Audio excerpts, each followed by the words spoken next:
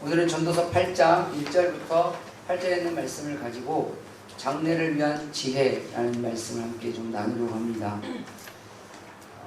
오늘 하나님의 말씀을 통해서 알 수 없는 내일이고 미래이지만 여러분들에게 그래도 최소한의 미래와 내일을 준비하는 그런 지혜가 하나님 말씀을 통해서 깨닫게 되어지고 그런 삶이 되어지시기를 주님의 이름으로 축원합니다. 이건 우리가 삼척동자도 잘 아는 일이죠. 내일, 미래, 장래는 우리가 알 수가 없습니다. 정말 알 수 없는 내일을 살아가는 우리인데 우리는 참 많이 자신 있게 말합니다. 뭐가 있다, 뭐가 없다. 그러게 될 거라고, 그러지 못할 거라고. 얼마 전에 제 동창하고 통화를 하게 됐는데 그 동창이 이런 얘기를 하더라고요. 자기 학교 다닐 때 지금은 그렇게 하면 어떻게 보면 고발할지도 몰라요. 근데 그때는 그런 시대였어요. 그때 야 기억나냐? 그때 학교 선생님이 맨날 날 보면 나 그렇게 살아가지고 세상 살겠냐? 그런 얘기 엄청 많이 하셨다고. 그래서 그렇게 말 안 했던 것 같은데 어떻게 말했는데 너는 어떻게 기억하냐 했더니 그렇게 살면 넌 망할 거라고. 선생님들 아예 그렇게 말해요. 공부 못하고 사고치고 선생님들 말 잘 안 듣고 그러면 나중에 못 살 거다, 불행할 거다, 망할 거다 이렇게 단정 지어줘. 근데 그 친구가 뭐라 하냐면 그 선생님을 만나보고 싶다고. 그래서 그분 지금 은퇴하셔서 좀 광주에 사셔. 너 어떻게 알아? 그거 어떻게 알게 됐어? 주소지 내가 띄워줄까? 라고 농담 반 진담만 말한 적이 있어요. 우리는 가끔 그러죠. 아이들을 향해서 아이들이 말 잘 안 듣고 공부 못하면 나중에 못 살 거라고 단정 짓죠. 그냥 농담 반 진담 반 할 수 있을지는 모르겠지만 그 단정 짓는다라는 것을 우리가 어떻게 알 수 있냐면 화를 내는 걸 통해서 알 수 있어요. 진심이에요. 그건 그냥 한 말이 아니라 진심이니까 화를 내는 거예요. 너 그렇게 살면 나중에 네 못 살게 된다고, 불행하게 된다고. 거기서 하나 더 붙이죠. 니네 작은 아빠처럼 된다고. 갑자기 작은 아빠가 끼어들죠. 이렇게 된다 말합니다. 또 반대가 되죠. 공부 잘하고 부모님 말 잘 듣고 학교 가면 나중에 정말 행복하게 잘 살 거예요. 책임질 수 있어요? 장담할 수 있어요? 단편적인 예지만 우리는 우리도 모르게 그런 단정을 많이 짓습니다. 돈이 많으면 나중에 행복하고 잘 살 수 있을 거라고. 돈이 없으면 불행하게 살 거라고. 네, 실제로 그런 사람들도 있죠. 예전에 어느 분이 그런 말씀을 하시더라고요. 돈이 없으면 불행하다고 누가 이야기했을 때 자기는 그랬대요. 맞다고. 그랬더니 그분이 하시는 말이 그래도 돈이 없어도 행복할 수 있지 않을까? 아니 자기는 그렇게 생각하지 않는다. 자기는 돈이 없어도 가난하게 살아보니까 너무 불행했대요. 그런데 여기서 하나 우리가 짚고 넘어갈 게 있습니다. 우리가 불행한 이유는 돈이 없어서 그런 것이 아닙니다. 돈 때문에 갈등이 생기니까 그래요. 돈이 없어도 갈등이 없으면 절대 불행하지 않습니다. 그럼 갈등을 만든 건 돈 때문일까요? 아니요. 그 사람의 성품 때문입니다. 만약에 돈이 없어서 모두가 다 불행하다면 가난한 사람들은 다 불행해요. 그러지 않을까요? 근데 가난하다고 다 불행한가요? 여러분 주변 사람을 보면 아니요. 가난해도 서로 의지하고 더 사랑하고 더 살펴주고 더 이해해주는 사람도 있습니다. 성품이 그런 반대이죠. 돈이 많으면 행복하다고요? 돈 많으면 진짜 행복해 보입니까? 네, 그것은 돈이 없으니까 그런 기대가 생기는 거예요. 그 기대는 단정 지은 겁니다. 알 수 없는 미래를 함부로 예측하고 판단해서 그렇다라고 우리 뇌에 인식을 시키는 거죠. 그런데 진짜 돈이 많은 사람들 한번 살펴볼까요? 여러분 정말 대기업 회장들이 행복해 보이세요?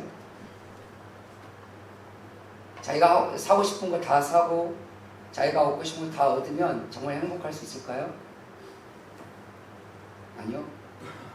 행복할 수도 있고 그러지 않을 수도 있습니다. 그것은 돈 때문이 아니라 그걸 바라보고 느끼는 그 사람의 성품 때문입니다. 하나님은 우리를 향해서 이렇게 얘기해요. 장래를 누가 아느냐? 장래를 아는 사람 아무도 없다. 하지만 나는, 그러니까 하나님은 하나님의 백성들이 그 장래에서 잘 살았으면 좋겠다. 그게 나의 꿈이고 나의 소원이다. 이렇게 이야기하면 우리는 이래요. 하나님, 우리가 정말 장래에 잘 살기를 원하고 우리가 장래에 정말 행복하기를 원하면 하나님과 행복하게 해주시면 되지. 잘 살게 해주면 되지. 왜 그렇게 안 해주시냐? 라고 항변할 수 있죠. 여기서 기억해야 할 게 있습니다. 성경은요, 그냥 얻어지는 복은 복이 아니라고 성경은 끊임없이 우리에게 알려줍니다. 그냥 얻어지는 복은 복이 아닙니다. 그냥 얻어지는 복은 뭘까요? 그냥이에요. 그냥이라고. 사람들은 그렇게 뇌에 인식을 해요. 부잣집에 태어난 아이가 있다고 칩시다. 가난한 집의 아이는 부잣집의 아이를 보고 쟤 복 받았어 라고 하겠죠. 그러겠죠? 부잣집에 태어난 아이는 부잣집에 태어난 자기의 삶을 복이라고 생각할까요? 아니요. 어떻게 생각할까요? 그냥이라고 생각해요. 그냥. 왜요? 자기가 노력해서 얻어진 복이 아니라 그냥 얻어진 복이라. 그건 복은 아니고 그냥이에요. 근데 가난한 집 출신 아이들은 부잣집인데 자기가 누려보지 못했고 가져보지 못했고 중요한 게 있습니다. 그걸 꿈꾸고 있기 때문에 그게 복이라고 생각합니다. 반대로 볼까요? 그걸 꿈이라고 생각하지 않는다면 그 아이는 그걸 복이라고 생각할까요? 절대 복이라고 생각하지 않습니다. 저는 개인적으로 목사여서 그럴 수도 있습니다. 그런데 저는 개인적으로 소주 10병을 한꺼번에 먹는 걸 꿈꾸지는 않습니다. 근데 제 친구 중에 소주 10병을 다 먹는 게 꿈인 애가 있어요. 제가 그 얘기를 듣고 너 미친 거 아니야? 그랬어요. 그랬더니 하는 말, 자기 주량이 너무 약해서 사람들하고 술을 먹으면 불편해. 술을 먹는 사람들과 함께 술을 먹을 때 주량이 약하면 불편할 수 있겠구나. 이해를 해줬어요. 이해를 해야지 어떻게 하겠어요, 제가. 그래도 안 믿는 제 친구인데. 그래? 그럼 네가 원하는 복은 주량이 세지는 거네? 나는 주량이 좀 셌으면 좋겠어. 그래서 우리 부서에 있는 사람들 제일 주량이 셌으면 좋겠다는 거야. 부서 회식 가서 술 먹는데 다들 다 떨어져도 자기는 멀쩡했으면 좋겠다. 근데 자기는 가면 몇 잔 안 먹었는데 기억이 안 난대.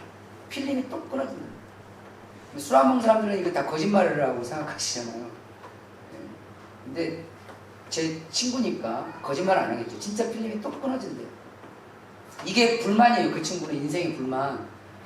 내가 살다가 별 불만을 다 가지고 있는데 너는 목사님이니까 알 수가 없을 거야. 근데 사회생활하면 참 불편해. 주량이 약한 게. 저럴 수도 있나. 저와 다른 세계를 살아가니까 그 친구도 자기와 다른 세계를 살아가는 저를 이해를 해요.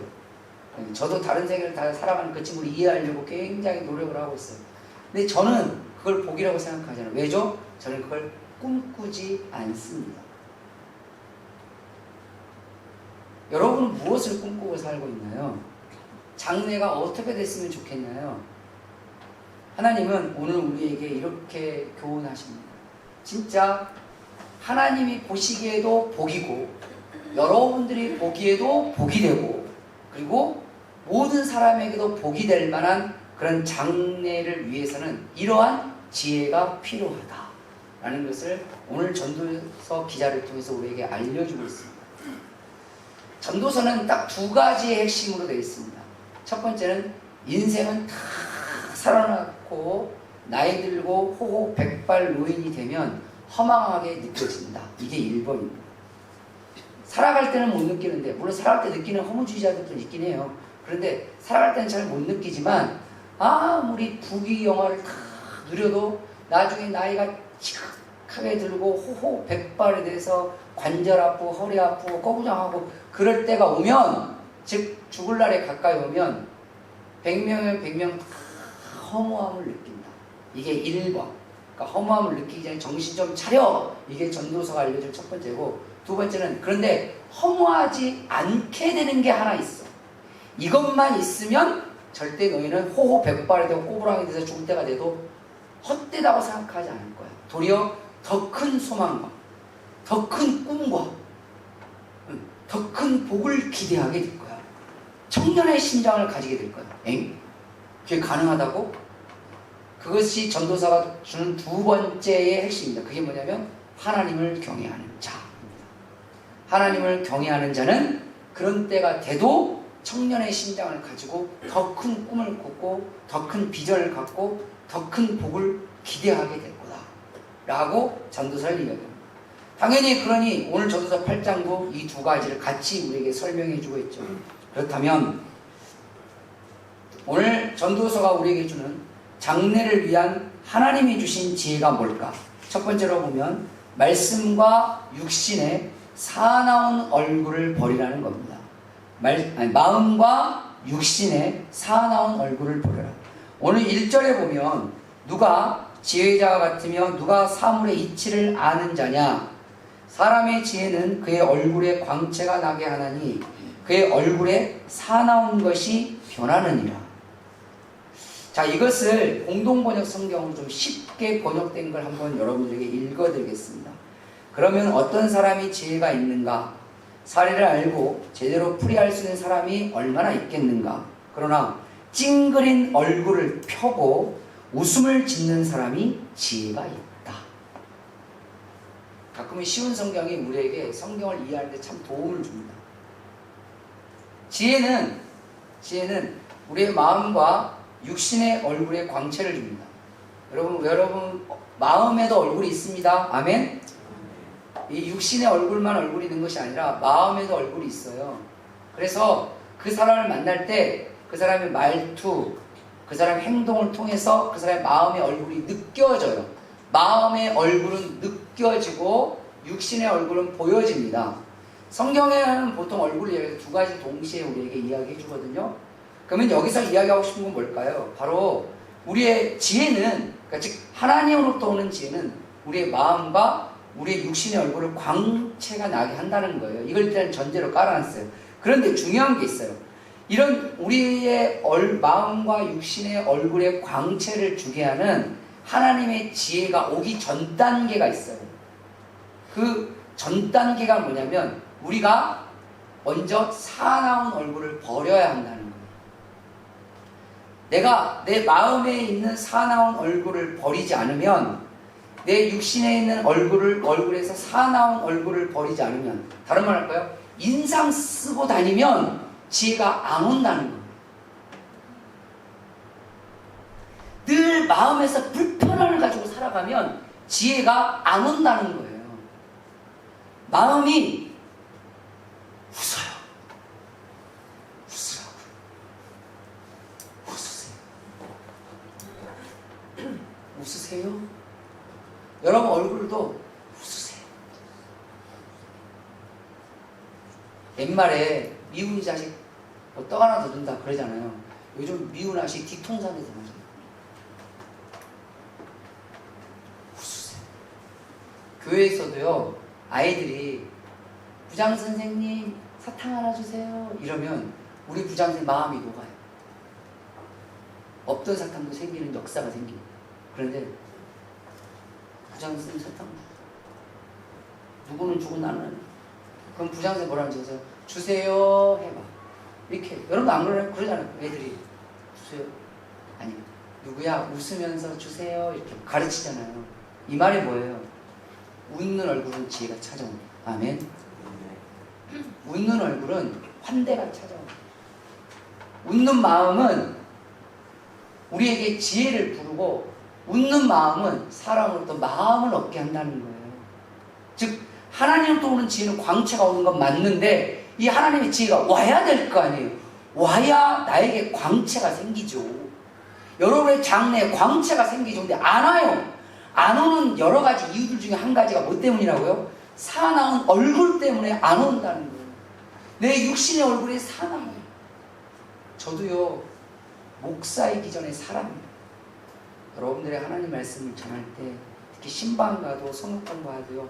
막 인상수가 앉아있잖아요. 10가지 가르치고 2가지만 가르치고 나와요. 불편해서 그 자리에 있을 수가 없어요. 목사님 오늘 신방 와가지고 나한테 뭐라고 전번에 그쪽 고치고 이것도 고치고 그것도 고치는데 이번엔 이것도 하지마 저것도 하지마 라고 인상 팍 쏘고 앉아있으면 10마디 할 거 2마디로 멈춰요. 오늘 신방이 짧았다 그러면 아 목사님 오늘 이 자리에 되게 불편했나 보다. 95% 정답입니다. 근데 그게 얼굴로만 나오는 게 아니에요. 우리의 마음에서부터도 그게 온다는 거예요. 더 많은 지혜를 알려주고 싶어도 이미 그 지혜를 갈 마음이 없다고 보여지게 돼요. 여러분도 안 그러나요? 부하 직원에게 뭔가 좋은 걸 알려주려고 할 때 걔 인상 쓰고 있어요. 맨날 인상 쓰고 있어요. 이러면 아무리 좋은 정보도 10개 알려주려고 2개만 던져주고 가요. 네 알아서 하든지 말든지 그냥 네 알아서. 그런데 마음이 사나운 얼굴을 버리고 육신의 얼굴에 사나운 얼굴을 버리잖아요. 그러면 2가지 가르치고 10가지 가르치고 그것도 친절하게. 여러분은 가정에서 안 그러는 자녀들이 아빠 뭐 좀 사주세요. 그걸 생글생글 웃으면서 근데 꼭 보면 뭐 필요할 때만 웃네 이것들이. 아주 이건 성경에서 안 가르쳐도 그 삶의 지혜인 것 같긴 합니다. 그런데 가끔가다 인상 쓰듯 달려고 하는 이건 맞는 거예요. 매를 버는 거죠. 지혜를 얻는 것이 아니라 매를 얻는 거예요. 여러분의 삶, 징계를 얻기를 원하십니까? 지혜를 얻기를 원하십니까?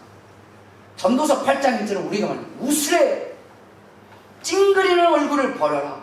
사나운 얼굴을 버려라.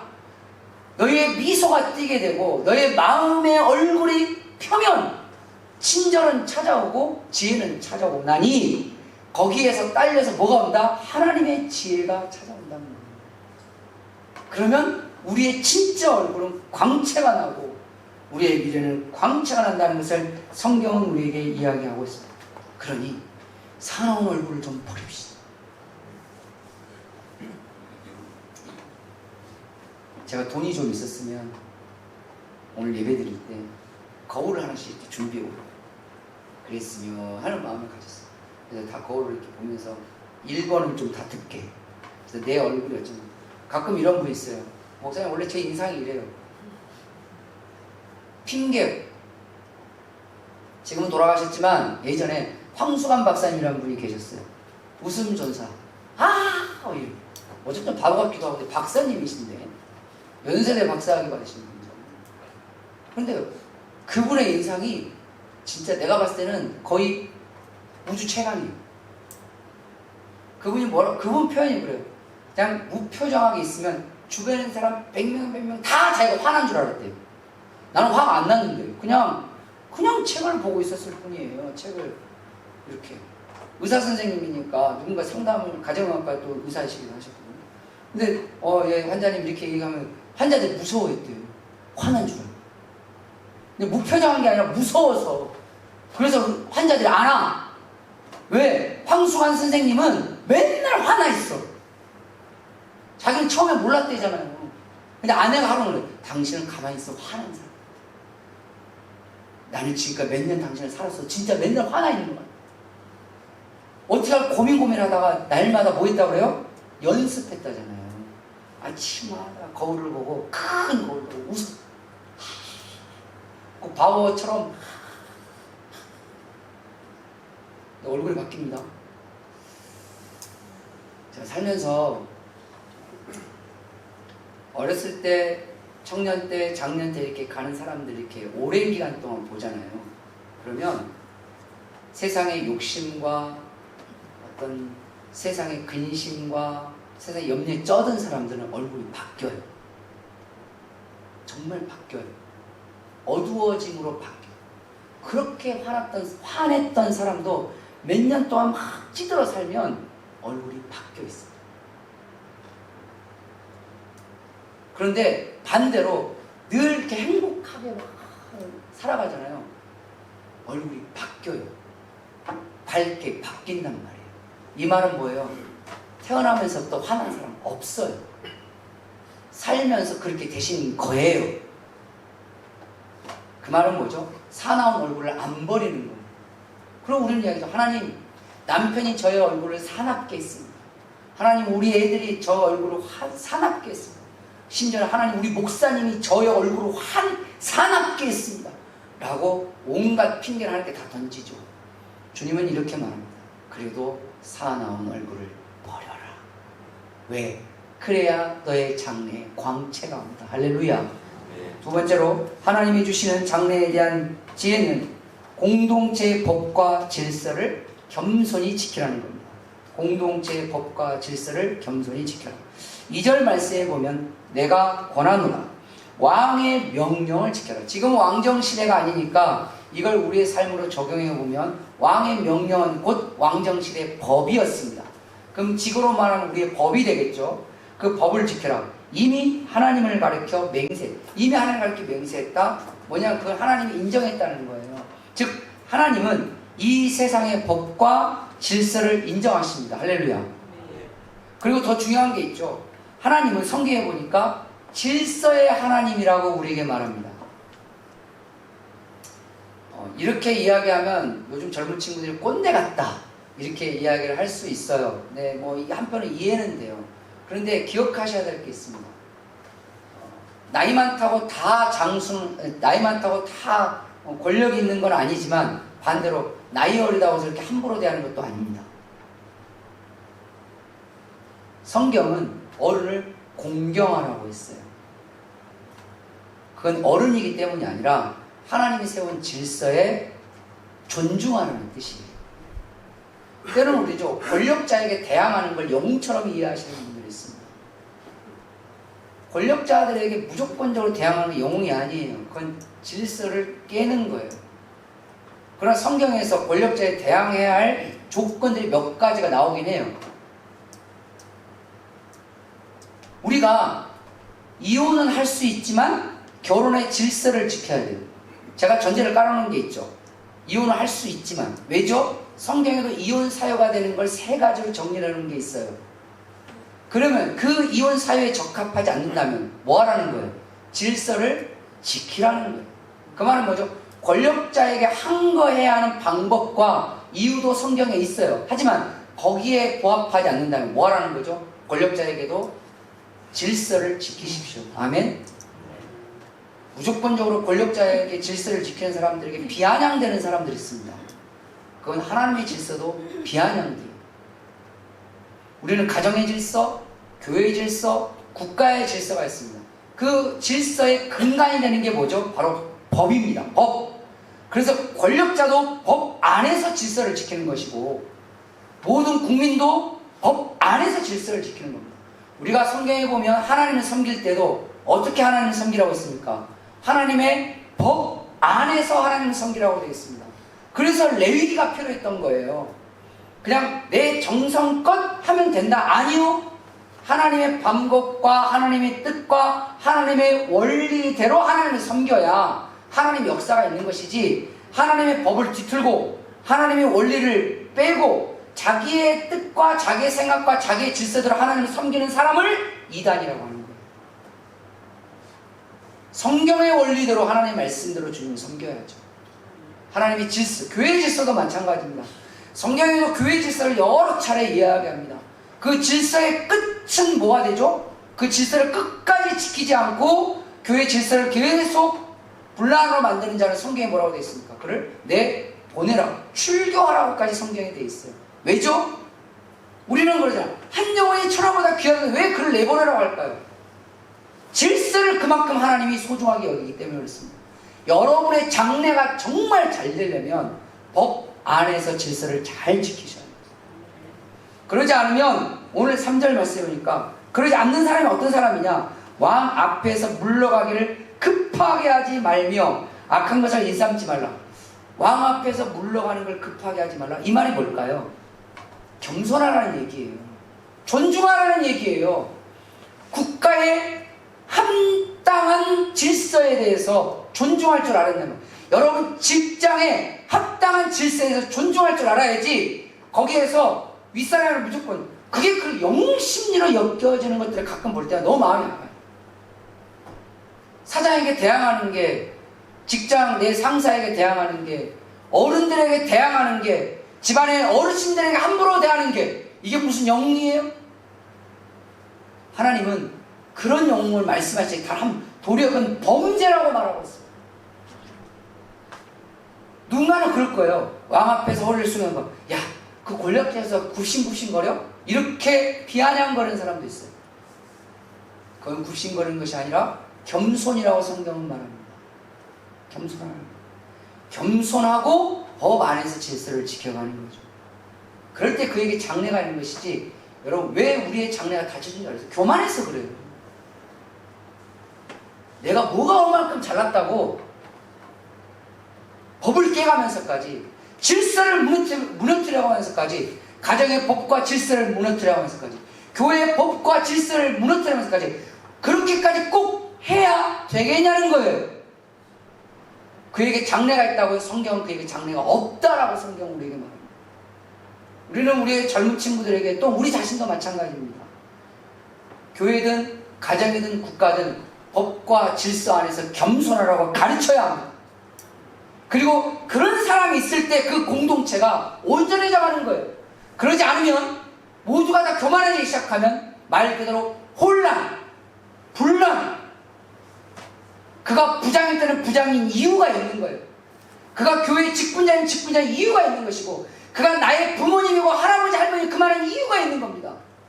주님은 우리에게 공경이라는 아주 위대한 덕목을 우리에게 주셨어요. 왜죠? 그 질서가 살아있고 그 법이 살아있다면 그의 가정의 미래가 살아있을 거라는 얘기예요. 여러분 생각해요. 여러분 가정의 질서가 무너진다고 생각하셨어요? 그 가정에 진짜 미래가 있다고 생각하십니까? 예전에 어느 집사님이 그렇게 이야기했어요. 저한테. 자기는 자식을 보면서 엄청 후회한대. 왜요? 자기가 또 그랬대요. 누구한테요? 우리 아버지 어머니한테요. 제가 그 얘기가 확 왔어요. 왜냐하면 그 자식이 정말 싸가지가 없거든요. 안팎으로 버릇이 없어요. 교회에서 버릇이 없고, 집에서는 더 버릇이 없고, 학교에는 더더 버릇이 없어요. 그래서 학교 선생님한테 일주일에 한 번씩 전화해요. 나중에 민망한지 선생님도 문자로만 보내드려요. 누가 오늘 누굴 뚫어 팼습니다. 누가 오늘 샤프로 누굴 찔렀어요. 어머니 집에서 좀 이렇게 해주세요. 나중에 미안해서. 근데 그 아버지 되시는 집사님이 저에게 하신 게 있습니다. 자기가 어렸을 때 그렇게 부모님한테 버릇이 없습니다. 그리고 저한테 이렇게 말했어요. 목사님, 예? 그럼 버릇 없는 것도 유전이 되나요? 제가 거기까지. 자기는, 아내는 그런 아들은 막 혼을 내는 거예요. 야, 넌 할아버지한테 그렇게 버릇없이 대하면 되겠어? 너 교회 선생님한테 그게 뭐야? 너네 담임한테 오늘 또 문자 왔어. 막. 아내는 그런데 자기는 말. 그래서 제가 그랬어요. 그래도 집사님이 양심이 있으시니까 훌륭하십니다. 양심 없는 부모는요, 자기가 그렇게 학창시절을 보냈어도 언제 그러냐면서 애를 혼내요. 너 심지어는 뭐라고 그래요? 아버지는 말이야, 클 때 얼마나 부모님 말씀에 순종을 하고 내가 얼마나 할아버지 할머니 잘했는 줄 알아? 근데 너는 말이야. 그럴 때 작은 아버지를 만나야 돼. 그럼 답 나오죠. 여러분, 우리 기억해야 합니다. 질서는 참 알 수는 없지만 이게 유전이 되는 성향이 조금 있긴 있는 것 같아요. 하나님은 우리에게 원하는, 우리 장래가 진짜 정말 하나님 안에서 지켜지기를 원한다면 자신이 속해 있는 공동체에서 자기 뜻대로 자기 마음대로 행동하고 생각하려 하지 말고 겸손하게 그 공동체의 법과 질서를 지켜라. 그럼 너희 장래가 지켜지게 될 것이다 라고 말합니다. 세 번째로 하나님이 우리에게 주신 장래의 지혜는 인생의 때와 판단을 분별하라고 우리에게 이야기합니다. 5절과 6절에 보면 5절에 지혜자의 마음은 때와 판단을 분별하나니, 6절 무슨 일이든지 때와 판단이 있으므로 사람에게 임하는 화가 심합니다. 사람에게 임하는 화가 심하다. 왜 화가 심할까요? 때를 구분을 못하면, 판단을 똑바로 못하면 그렇게 된다는 얘기거든요. 화는 오는 겁니다. 이해되시죠? 화는 찾아오는 거예요. 장래에서 미래에서 내일에서 찾아오는 건데 이 화를 막으려면 때에 맞는 말, 할렐루야. 성경에 보면 때에 맞는 말은 잠언서에 옥구슬과 같다고 했어요. 무슨 말 함부로 하는 걸 무슨 대단한 것처럼 때에 맞는 말, 때에 맞는 행동, 때에 맞는 생각, 때와 판단이라는 성경을 말했어요. 그러니까 여러분 우리의 장래가 정말 열리기를 원하신다면 우리의 말과 행동이 때에 맞아야 돼요. 장례식장 가면 장례식에 맞는 말과 행동이 있잖아요. 설마 장례식에 화려한 드레스를 입고 가는 미친 사람 없지 않겠습니까? 친구가 아픈데 그 아픈 친구 앞에서 할 말이 있고 하지 말아야 될 말이 있잖아요. 가족 중에 곧 있으면 명절이 옵니다. 여러분 명절 때 제발 좀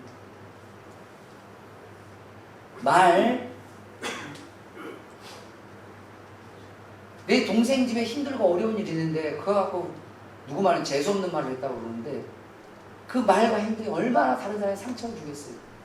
그 상처는 돌고 돌아 나에게로 옵니다. 여러분 말로 나간 상처는 빗으로 내 심장에 다시 꽂히게 될 거예요. 주님이 우리에게 말씀하셨잖아요. 너희가 한 말을 내가 임공하리니 그 말을 창조하신 내가 그것을 열리라. 그래서 우리 축복의 말을 많이 해줘야 돼요. 그것도 때에 맞게 아무 때나 가서 축복의 말을 하지 말고 때에 맞게 그 때를 분별할 줄 알아야 됩니다. 할렐루야. 그리고 그 판단 안에 좋은 선택이 필요해야 되는데 이제 문제는 뭐냐면 그 때와 판단을 명확하게 잘 모를 때가 있어요. 왜냐하면 우리는 늘 지혜롭지는 못하니까. 그래서 우리에게 필요한 게 인내와 경청이 필요해요. 말을 하고 싶어도 입을 다물어요. 아멘? 입을 다물면 중간에도 간다. 입을 다물면 중간에도 간다. 그리고 알 수 없는 미소를 날리세요. 사나움은 버려야 되니까. 그래서 그냥 어떻게 말해야 될지 잘 모르겠고 어떤 상황이 잘 모르겠다 그러면 알 수 없는 미소를 보이면서 입을 다무세요. 그럼 중간에도 가요. 물론 더 좋으려면 때에 맞는 말을 하고 때에 맞는 행동을 하면 훌륭하죠. 근데 잘 모르면 인내하면 돼요. 아멘? 인내가 안 돼서 일을 그르치는 경우가 얼마나 많은지 몰라요.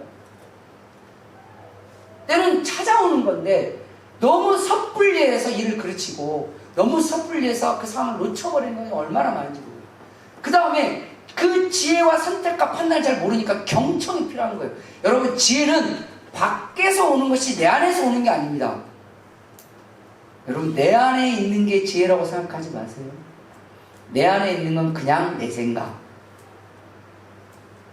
진짜 지혜롭게 오려면 밖에서 오는 걸 잘 경청하세요. 이 사람의 말도 경청해보고 저 사람의 말도 경청해보고 그리고 그 경청해야 될 것 중에 최고가 하나님의 말씀입니다. 그런데 우리는 가끔 그러죠. 내 생각에는 아닌 것 같아. 내 생각에는 그런 것 같아. 그래서 그렇잖아. 그러니까 그래야 돼. 그건 지혜가 아니에요. 그건 뭐라고요? 그냥 내 생각이에요. 그건 지혜가 아니란 말이에요. 그래서 지혜가 되려면 여러분 박사과정을 가면 논문을 씁니다. 물론 석사 때도 논문을 쓰지만 요즘 석사 때 논문 안 쓰는 학교도 있다고 하더라고요. 근데 박사 석사를 받으려면 논문을 써요. 논문을 쓸 때 가장 중요한 게 뭔지 아십니까? 가장 중요한 게 뭐냐면 근거 자료를 나타내 줍니다. 그걸 주석이라고 해요. 각주, 주석이라고 하는데 내가 이 말을 어디에서 따와가지고 이런 주장을 한다라고 달아줘야 돼요. 그걸 제대로 정확하게 안 달아주면 불법입니다. 그래서 가끔 받아보면 뭐 정치인들이나 뭐 경제인들이나 이런 사람들 중에 그 논문 때문에 문제 되시는 분들 많잖아요. 네? 지금 현재에 계신 분들 여러분 계세요. 그래서 논문 윤리를 어겼다 어쨌다 그러고 막 그러고 어쨌든 그런 분들 여러분 계세요 실은. 근데 그분들이 다 그렇게 불법 논문을 썼다고 하는 근거가 뭐냐면 그 각주 주석을 제대로 안 다는 거예요. 심지어는 어디서 따와놓고 말을 안 한 거예요. 자, 박사까지 낸 사람들이 우리나라 최고의 박사학위는 카이스트 서울 포항공대라고 그래요. 그런데 그 박사까지 낸 사람들이 생각이 부족해서 자기가 덜 똑똑해서 다른 사람들 거 내용을 갖고 와가지고 각출 잘했을까요?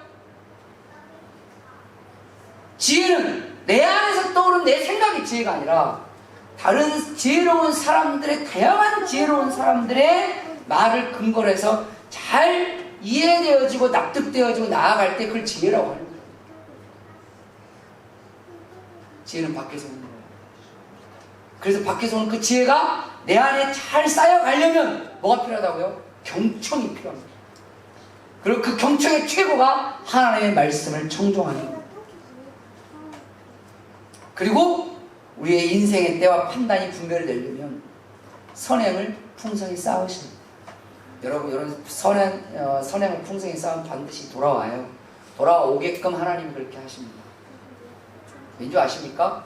내가 선을 많이 행하잖아요. 그러면 행한 그 선이 나에게로 돌아와서 내 때가 맞아지도록, 내 선택이 맞도록 바꿔줍니다. 제가 아는 청년이 있었는데 그 청년이 어느 날 뭐든지 얘기하다가, 목사님 제가요 결정적인 실수를 했어요. 회사에서. 그거 큰일 날 뻔했거든요. 그래서 어떻게 됐어? 그랬더니, 그런데 자기 그 직접 동료가 있대요. 같은 기수예요. 근데 그 동료가 이 친구 말 그대로 해볼까요? 무슨 슈퍼맨처럼 갑자기 나타나가지고 그렇게 해가지고 도와줘가지고 그게 조용히 잘 끝났대요. 만약 그 친구 안 했으면 큰일 날 뻔했다고 얘기하더라고요. 그래서 제가 그랬죠. 그럼 걔는 할 일이 없는 애냐? 그랬더니 아니요, 걔도 자기 일이 있는데 내가 나 쪽에 이제 문제가 생겨가지고 하니까 그걸 그 친구가 그냥 우연히 본 거예요. 그러니까 자기를 두고 와가지고 막 그래서 수습을 해준 거예요. 너무 고마운 일이잖아요. 이거 아니었으면 자기 회사 잘릴 뻔했는데. 근데 이 친구 말을 가만히 들으면서 느낀 게 있었어요. 뭐냐면 평소에 자기 동기들에게 잘 베풀었어요. 평소에 잘 베풀었더니 그 선행이 내가 미련할 때 찾아오는 거예요. 다른 말로 하면 내가 잘못된 선택을 할 때, 내가 잘못된 판단을 할 때 내가 베푼 선행이 찾아와서 그 잘못된 판단을 막고 더 풍성한 길로 인도하겠다. 우리는 때와 판단을 분별하는 지혜가 필요하지만 때로 우리 때와 판단이 분별하는 지혜가 좀 부족하더라도 인내할 줄 안다면, 우리가 경청할 줄 안다면, 특히 하나님 말씀을 청종할 줄 안다면, 그리고 선행을 풍성히 쌓아놓는다면 때와 판단에 맞는 지혜는 찾아올 거라고 성경은 우리에게 말하고 있습니다. 마지막 네 번째로, 하나님이 우리에게 준 장래의 지혜는 속단하지 말고 하나님을 경외하라고 우리에게 가르칩니다.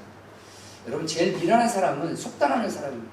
단정짓고 예측하는 사람입니다. 즉, 장래를 이럴 거라고 속단해놓고 이렇게 예측하고 단정짓는 것이 가장 경솔한 교만이라는 사실을 잊으면 안 됩니다. 제 동창이 말했던 그 선생님, 얼마나 경솔해요. 이 학생이 지금 공부 못하고 학교에서 말 좀 잘 안 듣고 그런 아이라고 나중에 인생이 어떻게 될지 어떻게 알아요? 저요 고등학교 졸업한 지 31년이 넘었습니다. 그 친구 당연히 동창이니까 31년이 넘겠죠. 31년 전 이야기를 지금도 해요. 그 선생님이 그렇게 이야기했다고. 그게 그 친구가 그 선생님을 판단하는 기준이 되어버렸어요. 우리가 살아가면서 우리도 모르는 속단과 예측과 단정이 결국은 우리의 경솔함으로 반드시 뒤집어쓸 날이 올 거예요. 겸손합시다. 모르는 건 모르는 거예요. 알 수 없는 건 알 수 없는 거예요. 그렇잖아요. 우리가 하나님의 나라가 있다라는 걸 우리가 왜 알고 있죠? 우리가 미래를 알아서 아니요? 우리가 속단 아니요? 우리가 하나님이 하신 말씀을 믿기 때문에 그런 게 알고 있는 거잖아요. 즉 하나님의 말씀이 찾아왔고 찾아온 그 말씀을 내가 믿어서 하나님의 나라가 있다는 걸 아는 거지 내 지혜로 알고 있는 건 아니지 않습니까? 근데 가끔 이렇게 말하죠. 하나님의 나라 어디 있어? 천국이 어디 있어?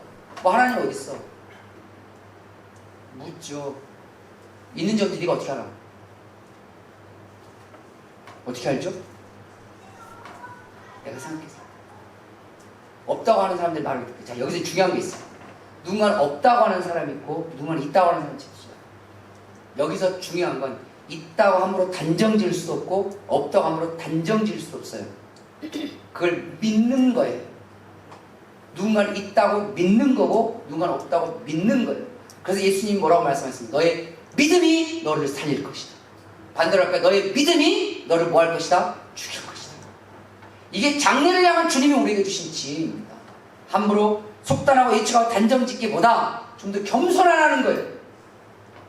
그 겸손하게 옳은 길을 찾으러 가려고 할 때 알 수 없는 미래지만 그걸 겸손하게 찾으러 가려고 할 때 하나님께서 그를 지혜의 길로 인도하려 할 것이고 그 인도하심에 순종으로 나아가면 주님이 열매로 인도하실 것이다 라고 말씀하신 거예요. 그래서 우리가 함부로 속단하지 말고 누구를 신뢰하라는 거예요? 하나님을 신뢰하라는 거예요. 왜냐하면 이 세상에 미래를 아는 사람은 하나님밖에 없어요.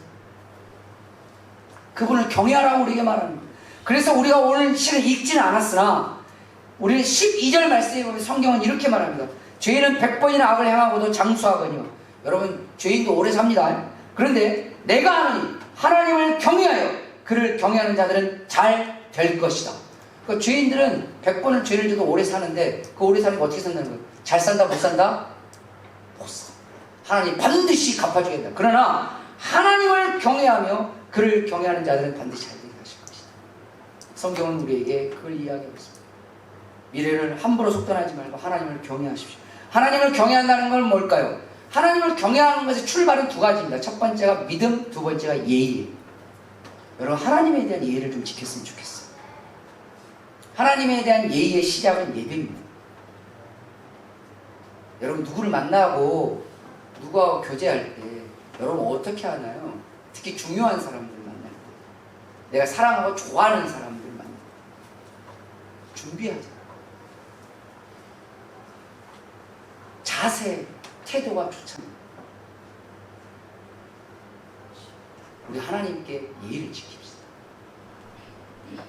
그게 하나님을 경외하는 것의 시작입니다. 하나님을 두려워하다, 높이다. 이건 두 번째, 세 번째 문제. 첫 번째가 하나님은 믿음을 가지고 하나님께 예의를 지킵니다.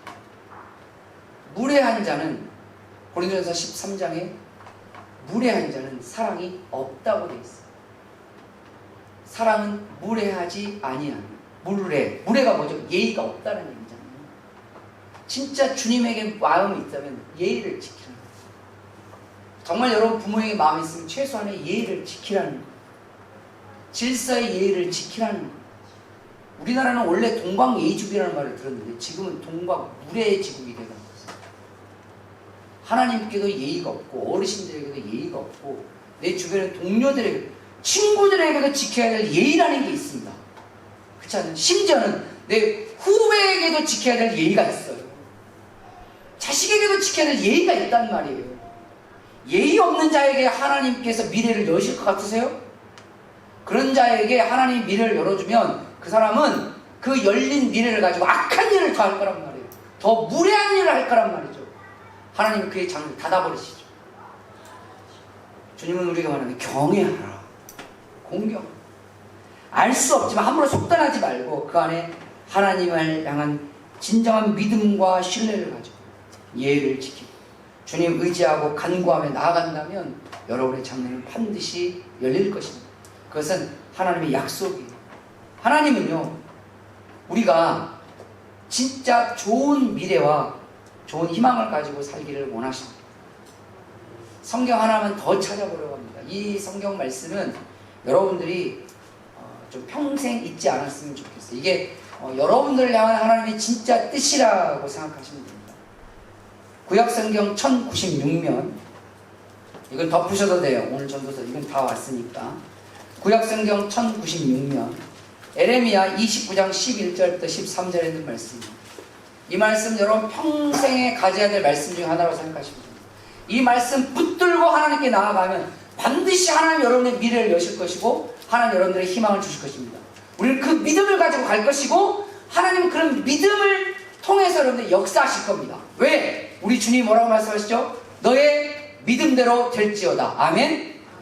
다 같이 읽겠습니다. 시작! 여호와의 말씀이니라. 너희를 향한 나의 생각을 내가 아나니 평안이요 재앙이 아니니라. 너희에게 미래와 희망을 주는 것이니라. 너희가 내게 부르짖으며 내게 와서 기도하면 내가 너희들의 기도를 들을 것이요 너희가 온 마음으로 나를 구하면 나를 찾을 것이요 나를 만나리라. 아멘. 우리의 장래가 하나님 안에서 진짜 복된 삶이 되기를 원하고 하나님의 은혜 안에서 평안한 은혜를 누리기를 원하십니까? 그럼 하나님을 찾으십시오. 하나님이 주신 지혜로 나아가십시오. 하나님 말씀하신 그 지혜를 소유하십시오. 그러면 그 장래는 반드시 찾아올 것입니다. 하나님 여러분들이 불행하게 살기를 원하지 않습니다. 하나님 여러분들이 징계와 재앙을 만나기를 원하지 않습니다. 우리가 하나님의 지혜를 버리고 하나님을 찾지 않고 하나님께 무례하게 대하기 때문에 그냥 재앙이 찾아왔을 뿐이에요. 그러나 그걸 바라보는 하나님의 마음이 얼마나 안타까운 줄 아십니까? 부모의 마음이 자식이 망하기를 원하는 부모의 마음이 어디 있어요? 그런데도 그 안타까운 마음을 향해서 우리를 바라보면서 주님이 말합니다. 너희가 최소한 내가 주는 지혜를 좀 갖춰. 너희가 내가 준 너희 최소한의 지혜를 갖추면 너희의 장래를 내가 열리라. 너희의 장래가 쌓이게 하리라. 너희의 장래가 온전히 지켜지게 하리라. 너희의 장래에 광채가 나게 하리라. 그것이 내 뜻이다. 그게 내 생각이다. 그게 내 마음이다. 그것이 에레미야 29장 11절부터 13절에 주는 말씀입니다. 그런 삶이 여러분들에게 이어지시기를 주님의 이름으로 축원합니다. 기도하겠습니다.